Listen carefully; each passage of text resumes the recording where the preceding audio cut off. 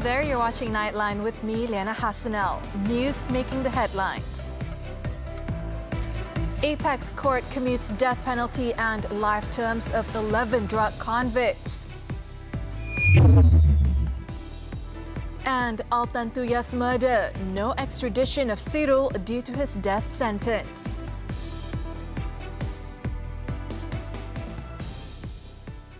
Good morning. The federal court has commuted the death sentences and natural life imprisonment sentences of 11 individuals who were convicted of drug trafficking under the revision of sentence of death and imprisonment for natural life (temporary jurisdiction of the Federal Court Act). 7 of the death row inmates, including 2 Thai nationals, had their death sentences commuted to life imprisonment of 30 years, while another 4 had their natural life imprisonment sentences commuted to life imprisonment of 30 years. The 3-member bench comprising Chief Justice Tun Tengku Maimun Tuan Mat, Chief Judge of Malaya Tan Sri Muhammad Zabidin Muhammad Diah, and Federal Court Judge Datuk Nordin Hassan heard the reviews from the 11 individuals and allowed their applications. They are the first batch of applications heard by the Federal Court bench on Tuesday. 14 other review applications will be heard by the Federal Court on November 16th. In Tuesday's proceedings, Attorney General's Chambers Appellate and Trial Division Head Datuk Muhammad Dusuki Mokhtar and Deputy Head Datuk Yusaini Amer Abdul Karim, appearing for the prosecution, did not object to the review applications. Justice Tengku Maimun ordered all of them to begin their life imprisonment sentences from the date of the arrests. All 11 of them have been in prison between 21 to 24 years. Australian authorities are unlikely to cooperate with Malaysia in any extradition request to bring home former police commando Cyril Azhar Umar, who was previously sentenced to death for the murder of Mongolian Altantuya Sharibu in 2006.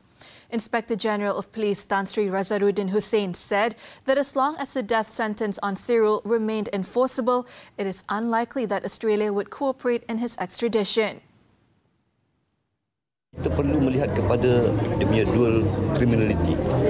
Dual criminality ini maksudnya kesalahan yang berlaku di Malaysia dan dan kesalahan itu juga ada di Australia. Hukuman dia pun mesti sama. Kalau dia di sana penjara sepanjang hayat, kita pun penjara sepanjang hayat. Tetapi Cyril ini problem dia di sana hukuman bunuh tak ada. Tetapi kita sini ada hukuman bunuh. He added that the application for repatriation needs to be referred to the AGC as it involves the Malaysian and Australian governments. In 2009, Cyril and accomplice, former Chief Inspector Azila Hadri, were convicted of murdering Mongolian model Altantuya Sharibu and were sentenced to death. The Court of Appeal overturned their sentences in 2013, but upon the prosecution's appeal, the sentences were upheld by the federal court. Cyril then fled to Australia, where he was detained by immigration there after Interpol issued a red notice on him. Australian law prevents the extradition of suspects to a foreign country in situations where they may face execution. Cyril was released last week after an Australian High Court decision on November 8th ruled that non-citizens unable to be deported could no longer be detained indefinitely. Kepala Batas Member of Parliament Siti Mastura Mohamad has given her statement to police regarding an alleged defamatory remark made against DAP Chairman Lim Guan Eng. The PAS MP arrived at police headquarters in Bukit Aman at 11 a.m.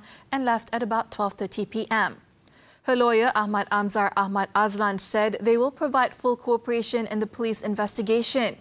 Inspector General of Police Tan Sri Razaruddin Hussein, in a statement on Monday, said the case would be investigated under Section 505(b) of the Penal Code and Section 233 of the Communications and Multimedia Act. Siti Mastura, during one of the programs in Kemaman, Terengganu, reportedly said that Lim Guan Eng and several DAP leaders had ties with former Communist Party chief Chin Peng and Singapore's Lee Kuan Yew of Singapore. Lim has initiated criminal action and legal proceedings against her for the allegations, and at least 4 police reports have been lodged against the MP. The police are prepared to investigate reports of alleged elements of enticement, bribery or threats on several Perikatan Nasional lawmakers who have declared support for Prime Minister Datuk Seri Anwar Ibrahim. Home Minister Datuk Seri Saifuddin Nasution Ismail said the Malaysian Anti-Corruption Commission, MACC, has also given assurance that such a probe will be conducted in a professional manner. Ugutan dia membabitkan tugasan polis. Umpan dan habuan itu termasuk dalam teritori SPRM. Tapi untuk tujuan menjawab pagi ini, saya meminta kedua-dua agensi itu menyediakan. Dan begitulah keadaannya di sebalik apa yang disuarakan di luar. Speaking in the Dewan Rakyat on Tuesday, Saifuddin stressed that both police and MACC will not compromise on any criminal acts that may undermine compliance with existing laws. Prior to this, 4 of Bersatu elected representatives, namely Kuala Kangsar MP, Datuk Iskandar Zulkarnain Abdul Khalid, Labuan MP, Datuk Suhaili Abdul Rahman, Gua Musang MP, Muhammad Azizi Abu Naim, and Jili MP, Zahari Kecik, have declared their support for Anwar's leadership and the unity government, saying they were doing so for the sake of their constituents.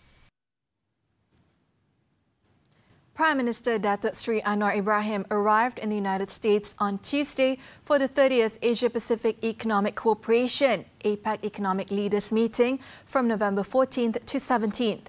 The aircraft carrying Anwar for his inaugural APEC meeting as the head of government landed at San Francisco International Airport in California at 9:37 p.m. local time. The Prime Minister and his wife, Datuk Seri Dr. Wan Azizah Wan Ismail, as well as Foreign Minister Datuk Seri Zamri Abdul Kadir, Communications and Digital Minister Fahmi Fadzil, and other members of the delegation were received by Investment, Trade and Industry Minister Datuk Seri Tengku Zafrul Aziz. Also present were Malaysian Ambassador to the US, Datuk Seri Muhammad Nazri Abdul Aziz, and Consul General of Malaysia in Los Angeles, Anil Fahriza Adnan. Aside from the participating in the main summit, Anwar, who is also the finance minister, is scheduled to hold bilateral meetings with several leaders of APEC economies to explore means to further strengthen bilateral cooperation in various areas for mutual benefits. He will also deliver a public lecture to students and scholars at the University of California, Berkeley, focusing on superpower rivalry and rising tensions in the Asia-Pacific, the view from Southeast Asia. He is also scheduled to have one-on-one meetings with prominent American business leaders on the sidelines of the summit, which are aimed at finalizing high-value investments that would create high-quality job opportunities in Malaysia. The flood early warning system is a guide for early evacuation of residents in affected areas before the extraordinary rainfall during the northeast monsoon occurs. Deputy Prime Minister Datuk Seri Ahmad Zahid Hamidi said the pattern of the system was based on the prevalence of floods in the areas identified as likely to experience unusual rainfall. Senarai bakal mangsa mengikut kelaziman setiap tahun, ianya telah ada pada Nadma dan kita akan nasihatkan mereka untuk berpindah awal tetapi bergantung kepada luruan hujan. Speaking to the media after inspecting the implementation of Phase 1 of the Sungai Semantan Integrated River Basin Development Project, Ahmad Zahid said all relevant parties have been coordinated so that evacuations can be done earlier in order to prevent loss of life and to save valuable property and important documents. He added that preparations and proactive steps need to be taken by all parties to prevent the recurrence of issues that arose during previous flood disasters. Among the areas identified as likely to experience unusual rainfall were Temerloh in Pahang, Segamat and Kota Tinggi in Johor, as well as Kota Belud and Marudu in Sabah. The Entrepreneur Development and Cooperatives Ministry is looking at a strategic collaboration with Media Prima Berhad and PB. Its Minister Datuk Iwan Benedict said that this initiative is aimed at enhancing awareness about the development of small and medium enterprises, SMEs, and cooperatives in the country, particularly in the upcoming year. Iwan hopes that the various platforms under the media conglomerate could help spread the success stories of local entrepreneurs and inspire others to be part of SMEs and cooperatives in Malaysia. Apa yang saya ingin lihat adalah success story daripada usahawan-usahawan ini yang dibantu melalui inisiatif, program dan belanjawan kementerian itu dapat dikongsikan oleh media prima melalui saluran-saluran dan juga media-media cetak dan media online yang dipunyai oleh media prima. Ini yang saya boleh lihat kerjasama boleh dibangunkan di antara kementerian dengan media prima. He also pointed out that there are several stakeholders, namely the cooperative movement, SMEs, small traders and businesses that play a significant role in the country's economy and require support from the ministry. Iwan said this during his 2-hour visit to MPB headquarters at Sri Pentas on Tuesday. The minister and his representatives were welcomed by MPB Group Chairman Datuk Sri Dr. Syed Hussein Al-Junaid, and they were given a brief corporate presentation on Media Prima's operations. Also present were New Straits Times Press NSTP Group Managing Editor Datuk Ahmad Zaini Kamaruzaman. Rescuers race to save 40 workers trapped in India tunnel. News from the Foreign Front when we return.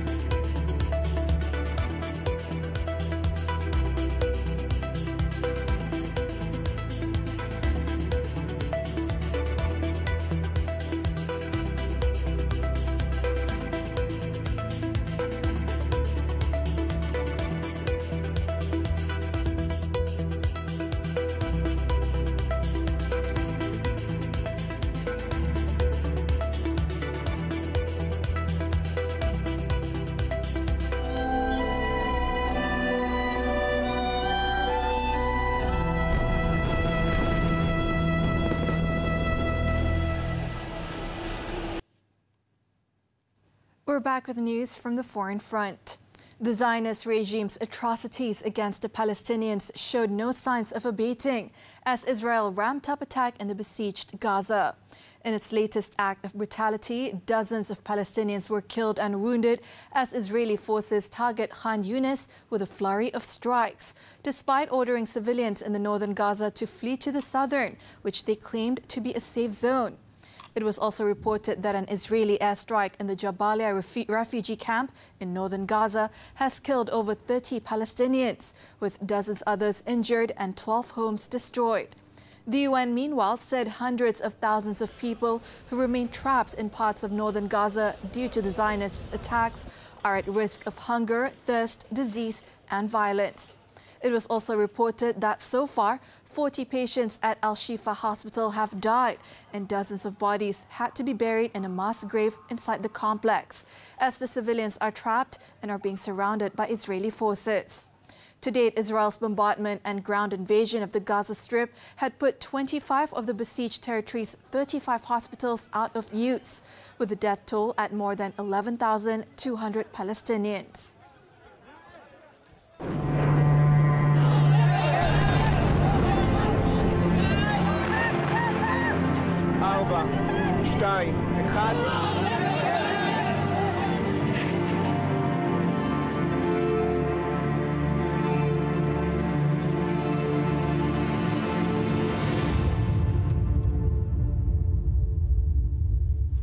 Rescue workers on Tuesday battled to reach 40 Indian workers trapped inside a collapsed Himalayan highway tunnel for almost 60 hours, drilling through debris to fix a white steel pipe, which they hope can be used to pull the men out. According to a state disaster management official, the rescue workers had built a platform to insert the evacuation pipe and drilling had begun to push it through. However, it was unclear how long it would take to pull out the workers. Officials in the meantime said the trapped men are safe and healthy and are being supplied food, water and oxygen through a pipe. The 4.5 kilometers tunnel, which is being built in Uttarakhand state on a national highway that is part of the Char Dham Hindu pilgrimage route, caved in at about 5:30 a.m. on Sunday.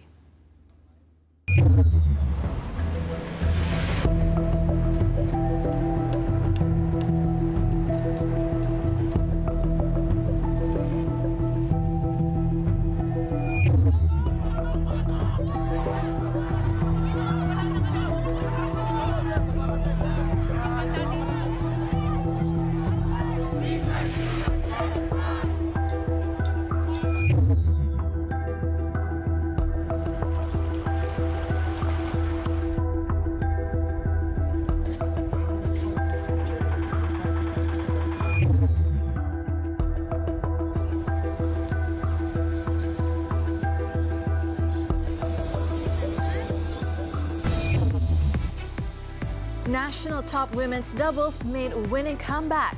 Sports after this breather.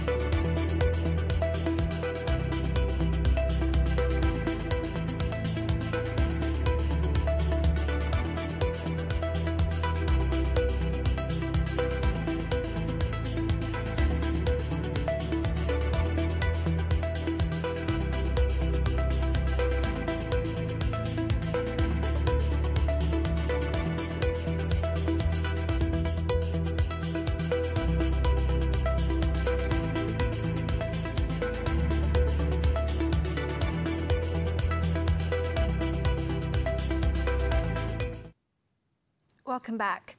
Sports badminton, the 2023 Japan Masters. Malaysia's #1 women's doubles Pearly Tan, Tina Muralidharan advanced to the next round after defeating Lee Yu Lim, Shin Sung Chan of Korea. The national duo claimed 21-14 victory in the first set and lost 20-22 in the second set before clinching the victory 21-18 in the rubber set. Pearly Tina will face either Francesca Corbett, Alison Lee of the United States or Japan's Rui Hirokami, Yuna Kato in the second round. Meanwhile, Malaysian pair Vivian Hu, Lim Chu Sian failed to advance into the next round after losing to Japan's Reina Miyaura, Ayako Sakuramoto. Vivian and her partner Chu Sian fell in straight sets, 17-21, 11-21 to world number 14 in just 40 minutes. In the men's doubles, Ong Yu Sin, Teo Yi checked into the second round after thrashing down compatriots Man Wei Chong, T Kai Woon 21-16, 21-7. The pair will next play the winners of the match between Thailand's Paranyu Kaosamang, Warapol Tongsanga and China's Chen Boyang Liu Yi. On to squash, the 2023 Singapore Open. Malaysia's #1 women's player S. Sivasangari edged out Emilia Soini of Finland to move into the second round of the tournament. The national player, who is currently at world number 18, secured a resounding victory after beating the Finns in straight sets 11-6, 11-4, 11-3 in just 24 minutes. Her next challenge awaits as she prepares to face the formidable Noor Al Tayeb of Egypt in the upcoming round on Wednesday. Joining her was Rachel Arnold. The world number 43 did not face any trouble to beat home wildcard Ao Yong Wai Yan in the first round. The Malaysian defeated the Singaporean 11-5, 11-4, 11-5 in 22 minutes, and she will next play 5th seed Salma Hani of Egypt in the second round. In men's single, Ain Yo Eung claimed a comfortable win against Hungary's Balázs Farkas. The world number 20 stunned the 51-ranked Hungarian in straight sets 11-9, 11-8, 11-4, securing a match with 5th seed Yusuf Solomon of Egypt in the second round. On to tennis, the 2023 ATP Finals. Daniil Medvedev thrashed down his Russian compatriot Andrei Rublev in straight sets, 6-4, 6-2 in their red group opener on Monday. Rublev fought his best in the first break to make it 3-3 before Medvedev hit back and saved 7 break points in his next 2 service games to forge a 1-set lead. Set 2 was more straightforward, with Medvedev breaking in the opening game and not facing a breakpoint and closing out the victory in 91 minutes. The former US Open champion will next take on Alexander Zverev. Earlier, Zverev defeated second seed Carlos Alcaraz 6-7, 6-3, 6-4. Alcaraz came from a breakdown to win the first set on a tie break, but immediately fell behind in the second set. From there, the German maintained his dominance and hit 16 aces before sealing victory with a service winner. When Nightline returns, tragic Kota Tinggi crash claims women's life.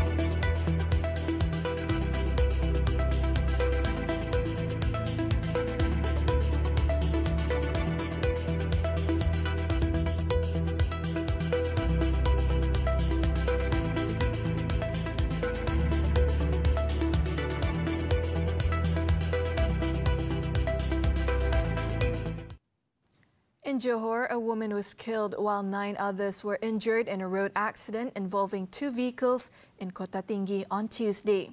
The incident occurred when an MPV collided with a passenger van along Jalan Mawai at 1 p.m. The victim was traveling in the MPV with 3 others, a man who was the driver and 2 women believed to be her relatives. District Fire and Rescue Department Operation Commander Muhammad Rafi Muhammad Noor said 7 firemen were deployed to the scene, and upon arrival, they found the driver and 2 women pinned in the vehicle.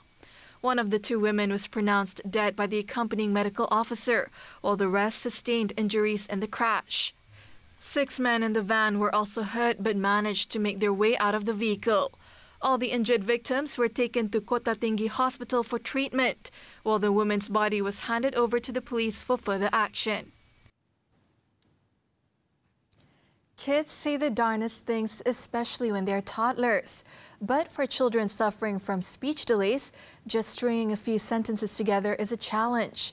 FMT's Natasha Buist and Amira Huda take a closer look at the problem that affects nearly 9% of children. It's hard to keep a toddler quiet, and it's perfectly understandable and even adorable. After all, the little ones are just learning to express themselves. But for some children, expressing themselves, even just to ask for food, is a real challenge. It's a struggle that Farida Fadzullah and her husband, Ali Shansir Bulan, know all about. Their son, Mikhail, couldn't verbally communicate even after turning 2. There was no concrete diagnosis for him. He said there were signs of autism, but he could very mild, but he was not diagnosed as autistic. So instead of prescribing him with autistic treatment specifically, so you say, okay, just try to send him to school and try to get speech therapy. The couple enrolled Mikhail for an early intervention program for speech delays, and it paid off. Before, he didn't even form a sentence, and sometimes he just say one word answer when needed. And now he can say, no, this is not correct.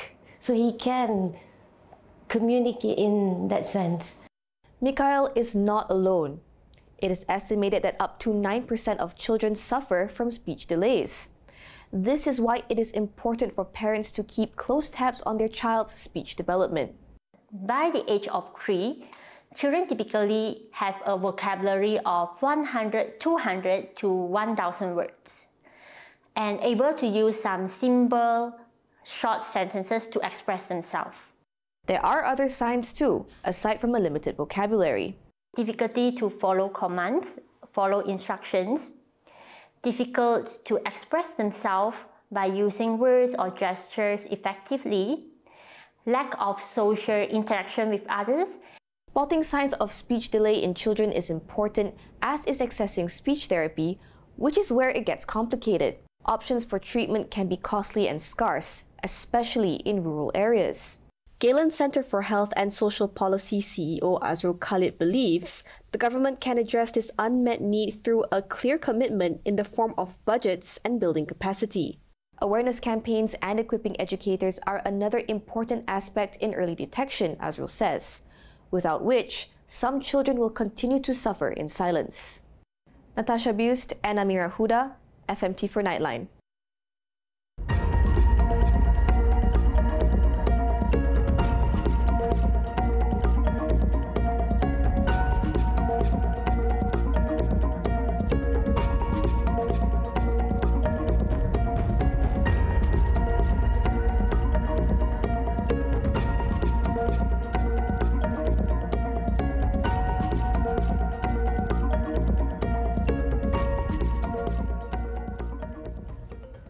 Nightline draws to a close this time around. Before we leave, let's take a look as Foley drivers and box carts compete in a race with different shapes of vehicles ranging from wine barrels to a toilet in Buenos Aires. With that, I'm Liyana Hassanel. Thank you for watching and stay safe.